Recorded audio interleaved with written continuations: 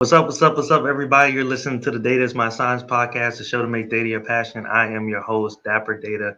We're going to take a turn. We're going to change it up a little bit. All right.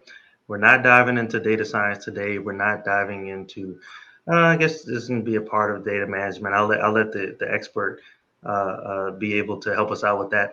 But we're not going to talk about the supervised and unsupervised learning, right? We're not talking about specifically data science, but we're going to dive a little bit deeper. We're going to look a little bit deeper into data analytics as well. We're going to talk about data warehousing. All right. And if you look up the definition of it, right, if I can sum up all the definitions, it seems like they're really talking about how data warehousing is really this system that aggregates the data from different sources into this single central point of view, right? A consistency, if you will, of all the data into a middle location, right, where you're able to do data analysis, you're able to do data mining, you can do artificial intelligence on it, you can do machine learning on it. Okay, I like those buzzwords, but it's a ridiculous amount of data, right? We're talking about petabytes and petabytes, and probably way more than that when you get into some of them huge companies. But I want to introduce you to someone that is very, very smart, that's going to be on this podcast, that is actually going to tell us a lot about how data warehousing is really changing the future and the importance of it. So I want to introduce you all to Aron Clymer. Aron, say hello to everybody. Hey, everybody. Thanks for the intro. Can I call Yeah, you Mr. Dapper? Is that? yeah, you can call me Dapper Data or Bobby. The audience knows my first name, Bobby, whatever you prefer, but Dapper Data, and they know the history behind it. So that that's the name that's on the screen. I guess you can do that if you wanted to. But no, so Aron, thank you for being on the podcast. So everybody, Aron is the founder and CEO of a company called Data Clymer. That's right, Clymer, just like the last name, a next gen data and analytics consulting firm that empowers every client's success by unlocking the value of data. All right, Aron has had a lot of years in the past dealing with companies like Salesforce, right? So he's worked with Salesforce for 7 years to support all data and analytics needs. And a matter of fact, the company I work for right now, NetApp, we're getting ready to transition to Salesforce. So I probably need your take on some of that as well, and your background on that off camera, right? But Aron has a very interesting background. Thank you for being on the podcast. Tell them a little bit about yourself, Aron. Well, first, I just got to say, all of those topics are fascinating. I would love to talk about those as well, but we do want to talk about data warehousing. It's really the precursor to everything you just said. So I just want to tie that in for sure. It's a requirement, I think, for everything you just said that kind of happens downstream of the data journey. But yeah, so my name's Aron Clymer. Thanks again. I again founded Data Clymer about 6 years ago.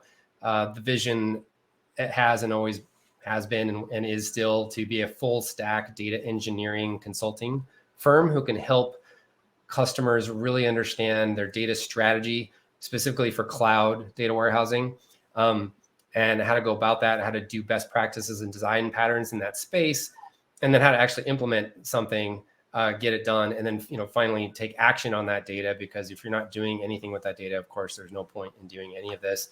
But utilizing that data to the maximum, right, to really drive the most value you possibly can. And the answer to doing that is to do everything you just said with the data, as well as just democratize it and get it to the hands of everybody at your company, sort of integrating data into their day-to-day lives, into your business processes and into your operations. And that's kind of in the nutshell of what we do. No, thank you for that. And so at Data Clymer, right? I saw so many different services that appeal to large and small companies out there. And it's amazing how you've been able to put all that together, right? The data strategy, the integrated teams, right? Being able to bring all these minds together, analytics members in there as well. Uh, what do you say that sole purpose of Data Clymer is, and how you all, if you could even give us an example, right, use case of how you all have been able to help companies out with your products and services? Yeah, we're pure services, so we absolutely want to be a trusted data advisor, and we really help companies and a wide spectrum, of solutions. And on one end, if your organization is just getting started, maybe knows you have to hire a data team someday and do this thing called data warehousing, but you haven't really figured out how to do it. Great. Like, we come in, help you figure that out, put a roadmap together, and then implement it. Or, you're already down that journey and you just need some extra help, right? So we'll come in and augment what you're doing, speed it up, go faster. Also health checks, all sorts of ways to make sure that things are going the direction they should be going. So a very wide spectrum, but we are deep data experts, data warehousing experts specifically. And I say that because data warehousing, like you mentioned, it's a specific category of the broad world of data. And so when I say data warehousing, I'm really talking about what you mentioned, which is having a formal place for all your data to land. Most companies these days, and we do focus on small to medium-sized businesses, with a couple exceptions, but any small to medium-sized business out there these days is often running your company off 20, 30, sometimes it's 75 plus SaaS applications, just to run your company. Every single one of those is a little bit of a slice of what's going on in your company, right? The data in there is a little bit. So you want to bring all that together into one place, tie it all together so you have a 360-degree view of your company or your product or your customer, but that's the data warehouse these days is the only place where you can see it all. And you can see your entire business. So hugely valuable because of the disparate nature of data sources and the way companies are run these days. And then tying that all together so you can then utilize that data, right? In all the ways you just mentioned, data science, AI, and classic analytics, dashboarding, just understanding where you've been, but predictive modeling, understanding where you're going to go, what the future brings. All that stuff is important. Customer retention these days, really important, right? And with some of the economic headwinds we're seeing, well, the best way to retain customers is to really understand your customers and how they're interacting with you in every channel. And so getting a full view of all that in a data set is super, super empowering. So to your question about an example, I'll just give you one. We are in a lot of verticals. We work with a lot of companies. And the reason for that really is that under the covers, data warehousing specifically, and the design patterns of how you model data and how you prepare data for analytics and making it analytics friendly is kind of generic. I mean, those approaches apply in every industry, every company, really. It's more the difference is the kind of data that you're working with and the business questions you're trying to answer to some degree. But it's kind of generic. So we can play in a lot of spaces and we can take learnings and best practices from one area and apply it to a completely different industry. And that still works pretty well. But so one of the industries we've been successful in is actually Major League sports and entertainment.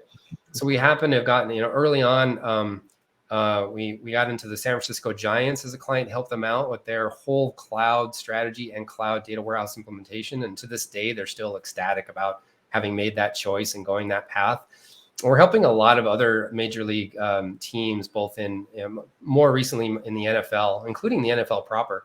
So we're helping them figure out how to take all of these modern cloud solutions, tie them together. I should say modern cloud vendors really tie those together into a solution and understand how they can do all this themselves. Because that's kind of the beauty of it is 5-10 years ago, most companies, it's still very difficult to do this yourself. And so it was a lot easier to outsource it to a customer data platform or a managed service where they're really managing all the technology and managing all the engineering, kind of behind the scenes and just providing a platform for you.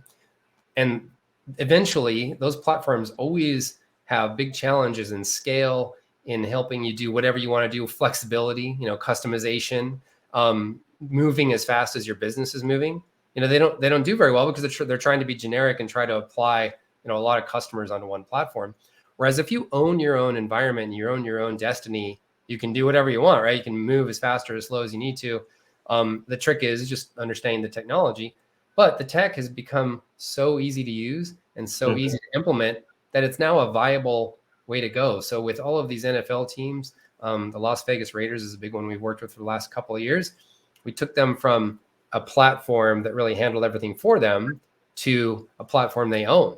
So now they own and run their entire data platform in the cloud, and they love the flexibility, right? It gives them the flexibility to, next week, if the leadership team wants a different approach to bringing in, let's say, a new data source and answering a new big business question that's important, they can do that quickly. They don't have to wait months and months for a third-party managed service solution to sort of be able to customize their solution and get new data in and actually give them an answer.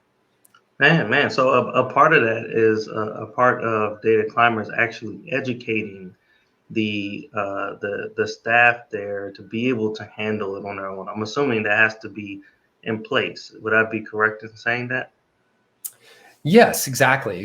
We will often come in as what we call an instant data team. And, next week you can have a full data team, Oh, from Data nice. Clymer. You can have a project manager, you can have engineers, you can have solution architect, strategist, the whole thing. And we will train and teach our customers how to do this themselves over time, and eventually hire their own team or what have you. So yeah, that's absolutely part of what we want to do. And then be a long-term partner at the same time. I mean, we value long-term partnerships and relationships because we know that this job never ends and there's always a new challenge. And so we want to be there because we can be there and really help expedite the next big challenge, data challenge in the system.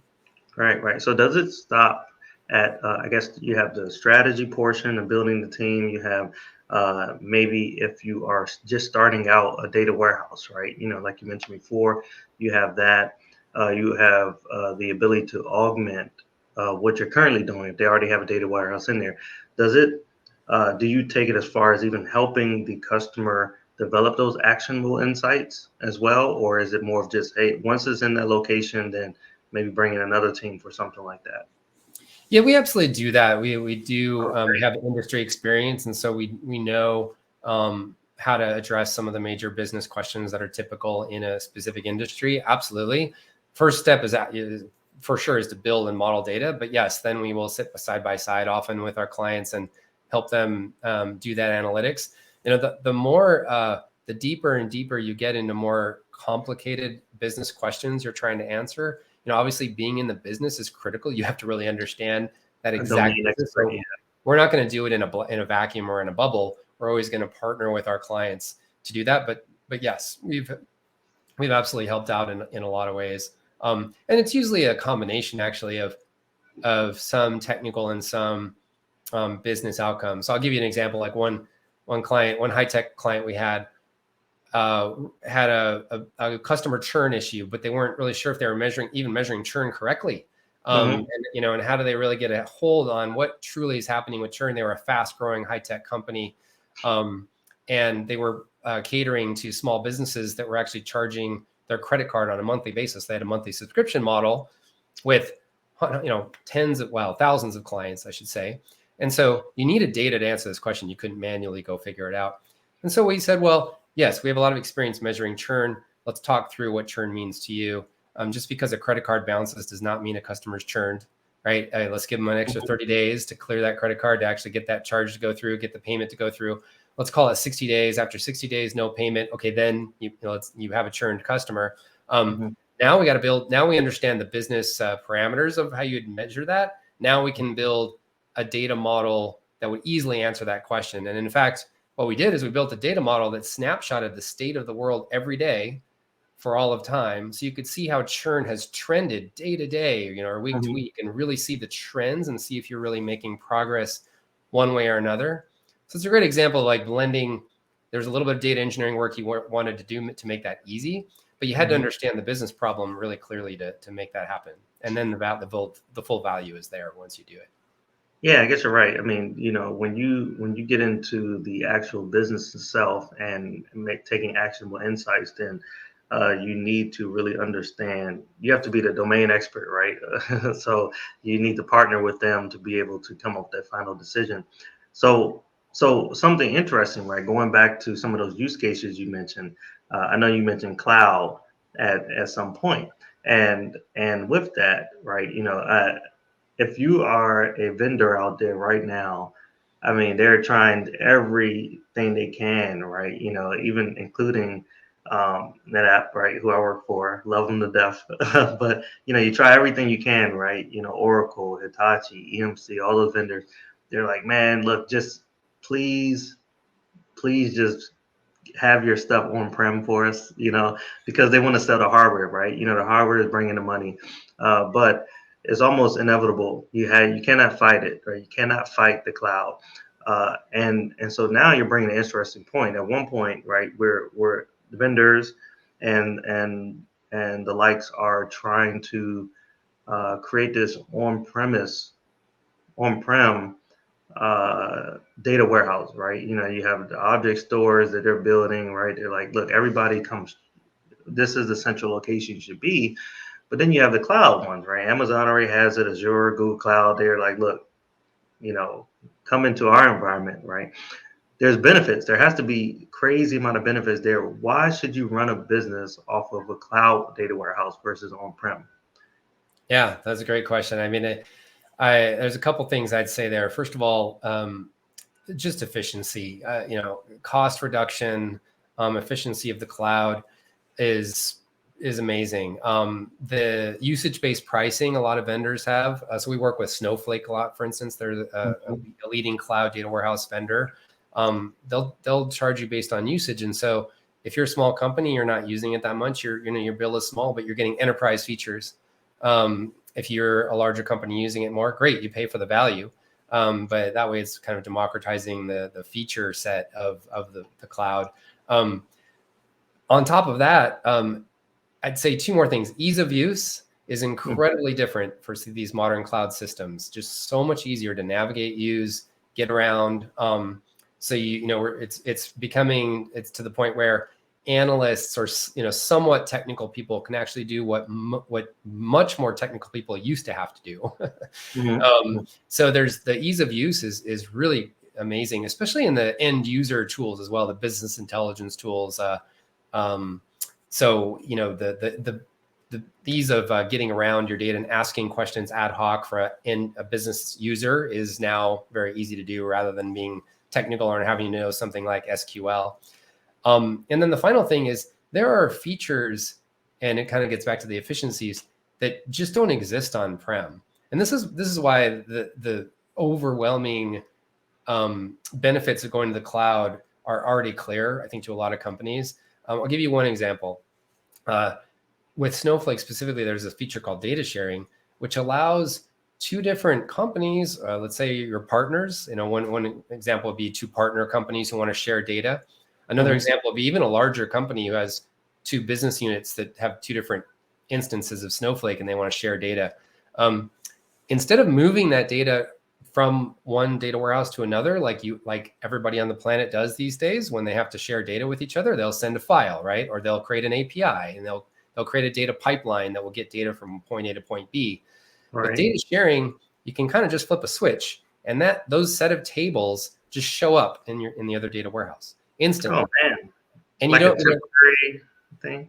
Yeah, probably show you can't manipulate it, but they're just there for viewing, right? Normally you wouldn't write to it, but it's all read. But you can read it, and then you can join it to your data with SQL as if it was all in the same data warehouse. And you don't even the end users sometimes don't even know it's not even in your warehouse. Well, that's because data in the cloud is all logical. At the end of the day, the cloud is just a big logic thing. So why not join it in those ways? And it vastly improves. I mean, I think about it. You have instant up-to-date data. There's no out-of-date data. It's all up to date because it's exactly the way it's not. It hasn't moved. It's still at its source. And you can monitor usage and all sorts of great stuff around how it's being used. There's tons of security around it. You get all these other benefits of the cloud, like security, governance, that again is really important. But those are the kind of features that you just can't get on-prem. And so I see more and more of that stuff happening. That's going to just drive the reasons to go to the cloud are going to be so overwhelmingly obvious that we'll all be in the cloud eventually. Yeah, I definitely agree. It's like, if you can't beat them, join them, right? More of the vendors to probably just start to create more applications that can be in those marketplaces, right? To bring value and to be able to continue to fund on a similar basis to their or on a similar scale as what their hardware is bringing in as far as revenue at the time. That transition, if they get ahead of it, right? They could get ahead of it because everybody's still in the process of doing it. But if you wait too long, then now you're having a ridiculous amount of competing marketplace applications that are going to be in there, and they're probably already getting there to that point. I look at, I would say I really love the cloud because of the automatic scalability that's there, right? I mean, I can instantaneously, right? If I need more resources, it just does it on its own, right?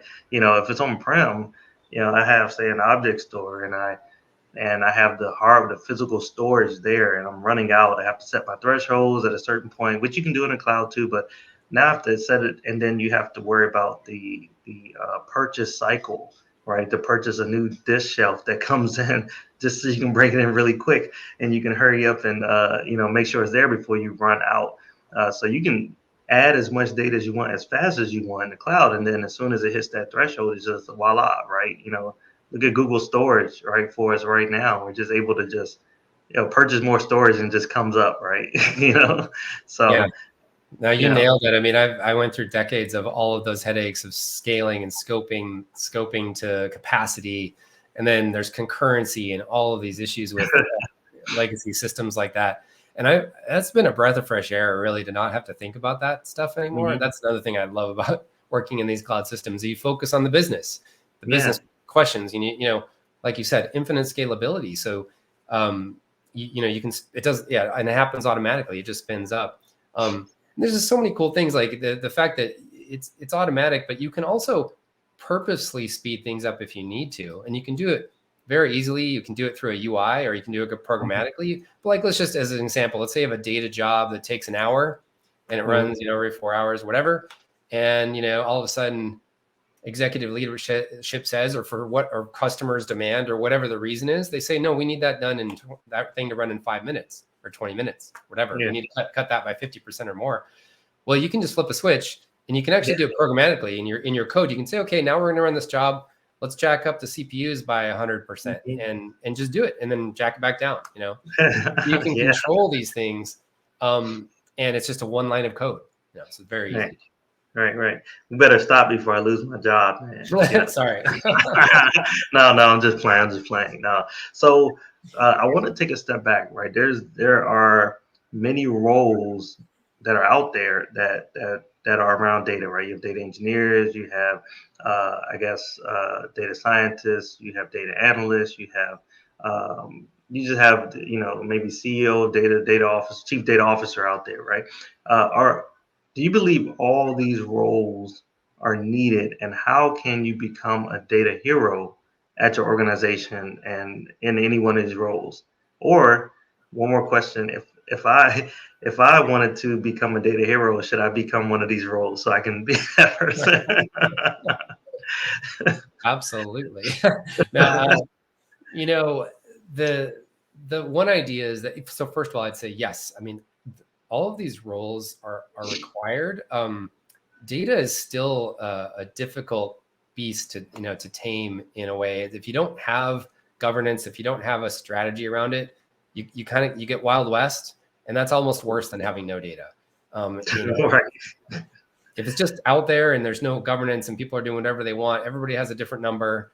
They're getting different results. Sales and marketing can't agree on anything that's actually happening in the company. It can be really bad, and you've got 5,000 versions of a dashboard or whatever it is.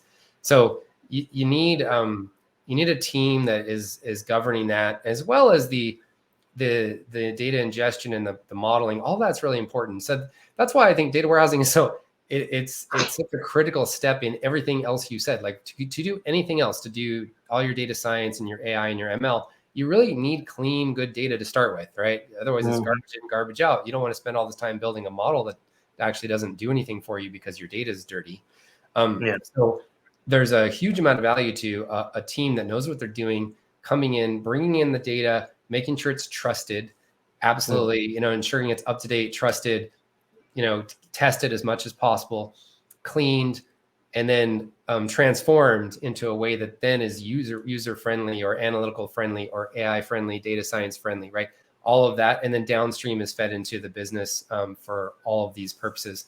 So you need roles to do that. You just need data engineers. You need analytical engineers, and so forth, and all the way up. And I think that data leaders, essentially managers within the data for the data in your company, should probably be aligned with like the growth team, somewhere where you're really focusing on what are you going to use this data for the most, how is the data going to be leveraged the most? If you're a growing company in growth and you have a chief growth officer, for instance, data might roll up into that person. But it kind of depends on what your company's strategy is and what the priorities are. But yes, I think data in itself is such a big, important thing, and it's getting even more important.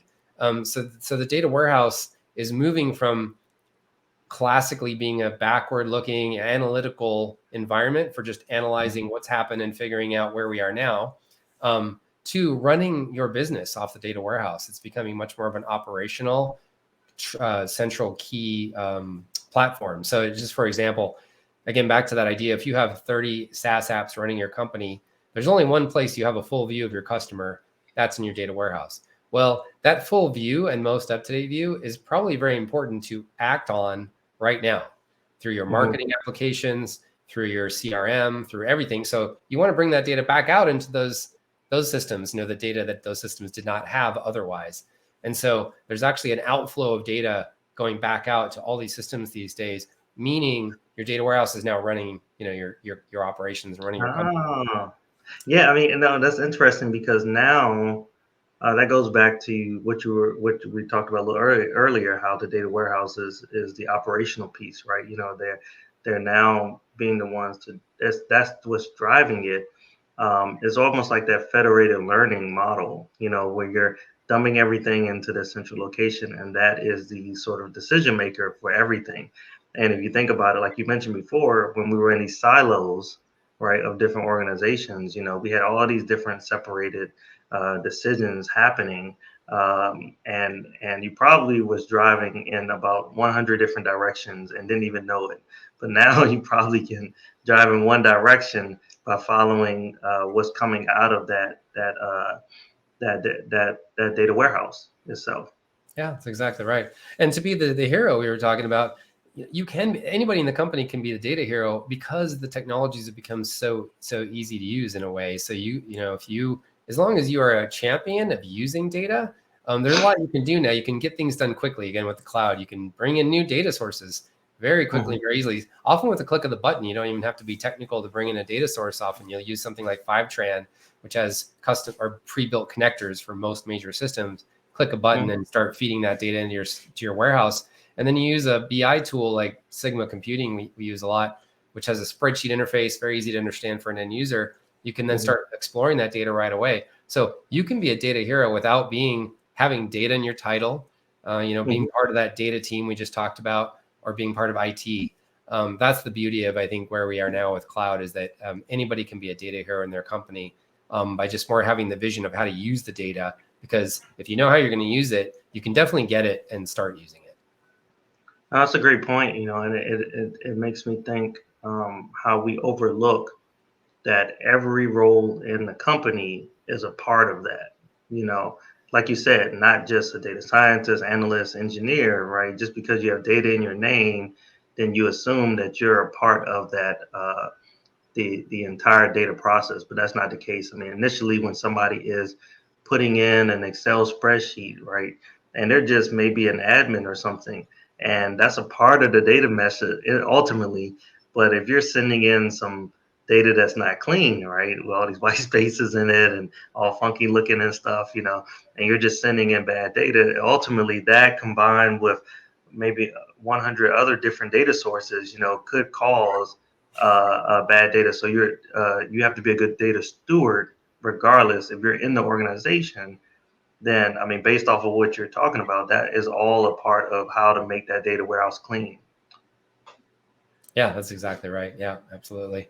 Everybody has a part in it. And the nice thing is the more people that use the data, the more feedback the data team gets, and the quickly it feeds off itself. The data gets cleaner and cleaner, better and better, more valuable. So more people that use it equals more value to your data. And when you say data governance, are you, as far as governance for that, maybe the data warehouse, are you talking about prior to it, or even just, or all around, even the data warehouse itself, or prior to the data going in? At which part would it matter, or does it matter all around? Yeah, it's a big term, and it does apply to the entire spectrum of the data from the source and how it's even entered and managed all the way through the pipelines of the data warehouse.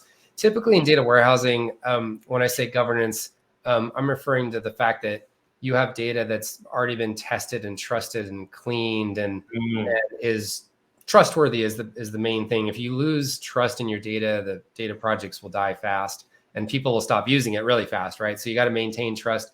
As with relationships, once you've lost trust, it's really hard to build it back up. So you gotta have trustworthy data. And so ultimately, you want people to, like, even with a KPI, you want the definition of a KPI to be ideally locked down somewhere the data team manages, so that people aren't changing the definition of how you measure something, right? They're just using it. So everybody should be able to analyze how a KPI is affected by this or that. If you're looking at sales, conversion rates, you want the definition of conversion to be locked and governed, but you want everybody to be able to like analyze that and say, hey, why are conversion rates up for this product or in this region, or for, let's go figure that out together. But the definition of conversion should be governed. So it's more about governing the data itself and the KPIs and the metrics, and making sure that those are locked down.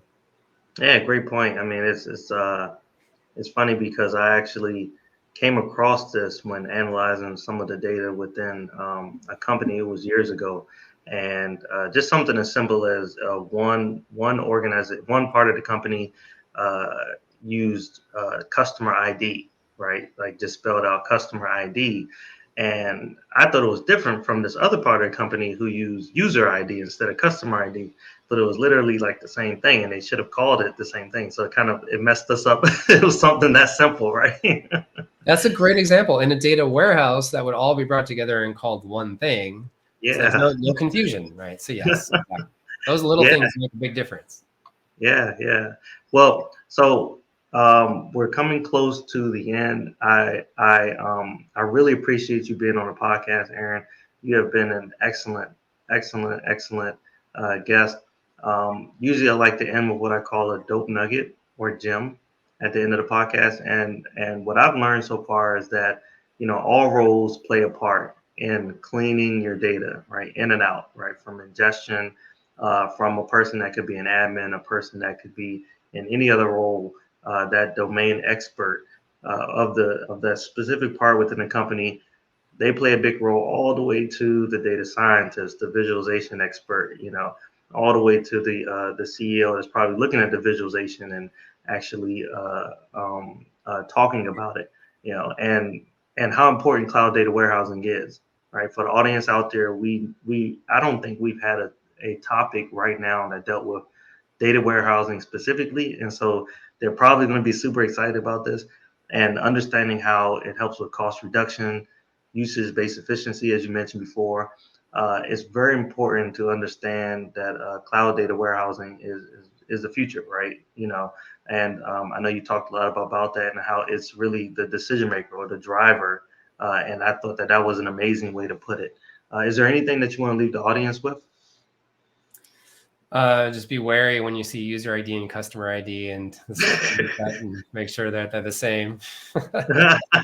Really, like, that ties it in. That's exactly the problem. Yeah, man. It's really it blew my mind. I thought it was two different things at one point. But yeah. So thank you, Aaron. I really appreciate it. Now we're gonna jump right into this game. This really quick game that I like to play is called Overrated, Underrated, and the audience knows I love to play this game because it gets us out of our typical, I guess, geeky mentality, right? We are not always geeking it out. We do have fun. We enjoy ourselves. Out of the 24 hours, we probably spend about 1 hour actually doing some fun stuff. But we do it. We do think about things like milk, right? We do think about, we have an opinion about cereal, right? We were asked about it, so we have an opinion about brunch. I love brunch. I love going out brunch on Sunday, so we have an opinion about that. I'm just not always in front of the computer all the time, so yeah. So I basically asked you a series of topics, right? I'll throw them out there, and you get to decide whether you think it is overrated, underrated, or right where it needs to be. You can elaborate if you want. If not, we can keep moving. Sounds Ready to good. go? Yeah. All right. Camping. Oh, that is underrated. I think that getting out there in nature is one of the most important things you can do. Oh man, yeah. I've been camping probably. I guess I can count it when I was in Boy Scouts, but I probably did it another time. I remember. I think when I got a little bit older, when I was in my early 30s at one point, and it was a great experience. I definitely wish I can get out there and do it again, especially like real camping where you remove all the technology away and you're just out there, with the outdoors. So Yeah. I can agree with that. Yeah. Especially if there's places with no cell signal. That's the best. Yeah. Yeah, especially if you own a business and things like that, right? You want to be able to get away at some point. All right. So the Minnesota Vikings. Oh man, super underrated. He's from Minnesota, right? Oh, he lives there. I don't know if you're from Minnesota, but Yeah. you live there now. Yeah. Yeah. So I think they're doing a great job this year. They're finally where they ought to be, right? Yeah, man. Kirk Cousins, man. What's that statement he makes all the time where they like to repeat it again after all the time? Where Yeah. he's always yelling. I forgot it. All right. Jazz music. Jazz music. Oh, that feels very underrated too. I mean, I don't know. I love going to jazz when I can, but it's so I find it, I don't know, hard to find when I'm traveling around, or it takes more time to find it. Find a good jazz club. But that's a really good question. I think that's Yeah. underrated as well. Yeah. What do you think is really relaxing? What's the question? Is anything that's Do you think it's really relaxing? Oh yeah, absolutely. Yeah, it's a Mhm. great way to. It's very enjoyable, very relaxing. Totally smooths out your evening. All right. The printer. The printer. Yeah. Oh, that's probably right where it should be, where people rarely even remember they have a printer. Yeah.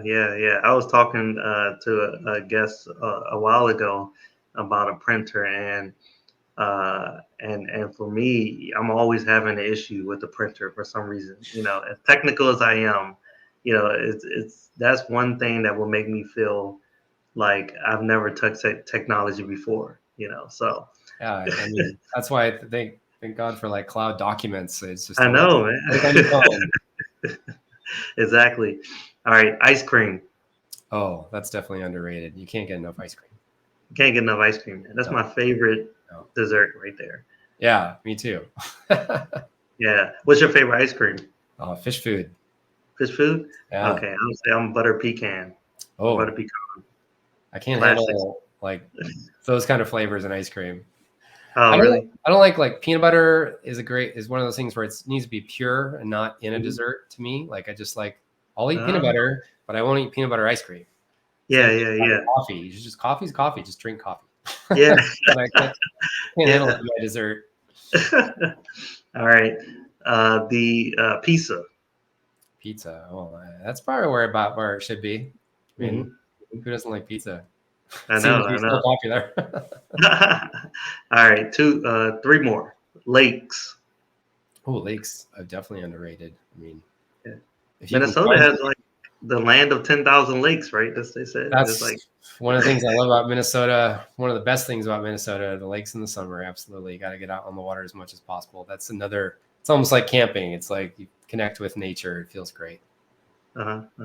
Yeah. I haven't been to too many lakes, but I can imagine how, well, too many known lakes. I guess I can imagine how peaceful it is, right? Yeah, Being out there. for me That's too. I was gonna say I actually grew up in the desert, so when you grow up in the desert, you oh, value water even more, right? Like a lake is incredible, so oh man, where'd you grow up I at? love it. In Texas, West Texas, Oh, yeah. Texas. Oh man. Okay, Very okay. desert. All right. Two more. The vodka gimlet. Did I say it right? Yes, super underrated. That's the best drink on the planet. Yeah. Would you compare it to something? What would you compare it to as far as another drink that is more popular or more known? Because I've never tasted vodka gimlet before. I've never been a big vodka person. It's just lime juice. Classically, a gimlet is gin and lime juice and a little sweetener. So think of Oh. it's almost like a margarita, right? But with vodka in this case. So Yeah. I like vodka because it's smooth. So it's a super simple drink, but yet it's amazing how hard it is to find a really good, bartender who can make a really good gimlet. So it's just that right balance of tartness of the lime and the sweetness of the simple syrup. Yeah, it does seem like it has to be like a perfect balance. All right, last one, social media. Social media. Oh man, I think that's uh, so overrated in so many ways in so many places. Yeah, I wish we had more human to human contact. Yeah, I agree. I agree. Well, Aaron, thank you. I appreciate you being on the podcast audience. You have listened to the Data is My Science podcast, the show that makes data your passion. I am your host, Dapper Data. We have learned a lot. Definitely tune in. Aaron, where could they reach you at? And is there anything that you're promoting right now? Yeah, you can find us at our website's the best place. So dataclymer.com. That's DATA, and then my last name is spelled CLYMER.com. I used my last name because the domain was available and it made a lot of sense. And we had a lot of great stories about that. So and we climb data. Our tagline is, "Are you on top of your data?" And it's true. You got to climb up to the top of your data and get on top of it. So yeah, you can find us there. We've got a lot of stuff going on. Just check out the website and if you want to contact me directly there, you can as well. All right, great. Well, thank you, Aaron. Audience, you can reach me at Mr. Dapper Data on any one of the social media platforms. As you know, definitely check out my link in the bio. Definitely check out my YouTube channel, youtube.com/Dapper Data, and subscribe to it, please. Thank you again, Aaron. And audience, I'll check you out next week. Peace. Thank you.